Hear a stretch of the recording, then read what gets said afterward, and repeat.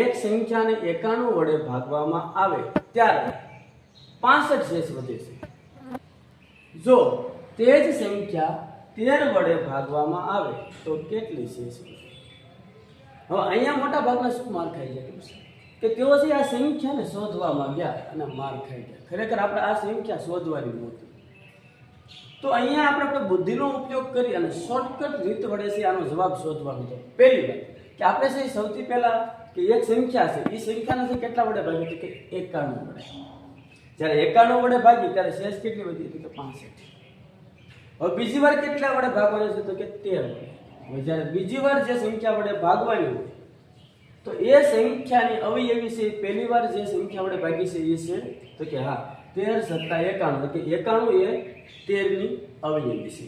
મતલબ 91 વડે જે સંખ્યાને ભાગી શકાય છે એ તમામ સંખ્યાને 13 વડે ભાગી શકાય છે। હવે આપણે બીજું શું ગોતવાનું તો કે શેષ કેટલી વધી હતી તો કે 65।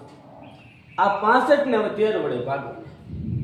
હવે 65 ને આપણે 13 વડે ભાગી અને જે શેષ વધે એ તમારો જવાબ છે। તો આપણે 65 ભાગ્યા 13 કરીએ તો 13 × 5 = 65। તો તમારો જવાબ કેટલો આવે? 0 શેષ વધે। તમારો જવાબ આવે 0।